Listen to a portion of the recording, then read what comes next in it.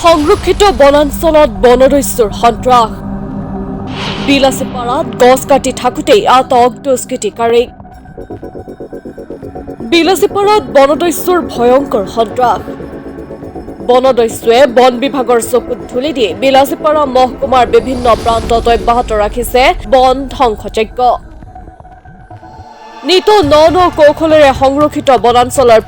প্ৰকাণ্ড গছ কাটি তহিলং কৰিছে একাংশ চোৰাং বন মাফিয়াই তেনে বনদস্যুক বিচাৰি বিলাসীপাৰা মহকুমাৰ শ্ৰীগামত বন বিভাগৰ অভিযানত শ্ৰীগাম সংৰক্ষিত বনাঞ্চলৰ পৰা গছ কাটি থকা অৱস্থাতে আটক এটা চোৰাং বন মাফিয়া ধৃত মাফিয়াটো কুৰাণ আলী বুলি জানিব পৰা গৈছে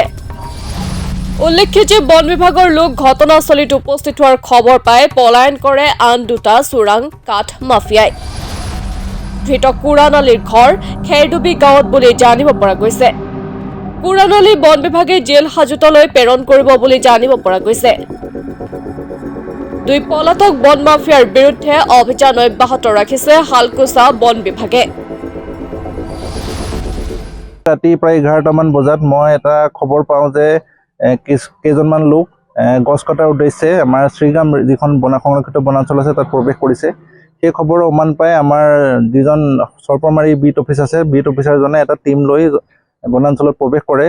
আৰু দেখা পায় যে তিনিজন লোকে এজোপা চেগুন গছ অলৰেডি কাটি সেইজোপা নিয়াৰ প্ৰচেষ্টা চলাই আছে তো আমাৰ উপস্থিতিৰ উমান পাই তাৰে দুজন লোক পলাবলৈ সক্ষম হয় যদিও আমি এজন লোকক আটক কৰোঁ তেওঁৰ নাম হ'ল কুৰাণ আলী তেওঁৰ ঘৰ খেৰডুবি বিভাগীয় নিয়ম নীতিৰ মাজেৰে আমি তেখেতৰ ওপৰত ব্যৱস্থা লোৱা হৈছে আৰু যি দুজন পলাই গৈছে তেওঁলোকৰো সংসুত্ৰ মানে বিচাৰি থকা গৈছে আৰু আমি আমাৰ নীতি নিয়মৰ মাজেৰে তেখেতক আমি আমাৰ কোৰ্টত প্ৰডিউচ কৰি তেখেতক চালান কৰা হ'ব কিন্তু মানে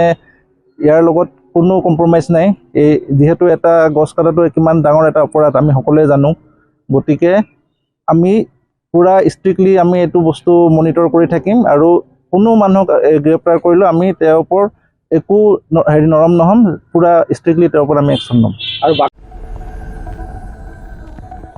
হালকুচা আঞ্চলিক বন বিষয়াৰ নেতৃত্বত সৰ্পমাৰী খণ্ড বন বিভাগৰ দলে চলাইছিল এই অভিযান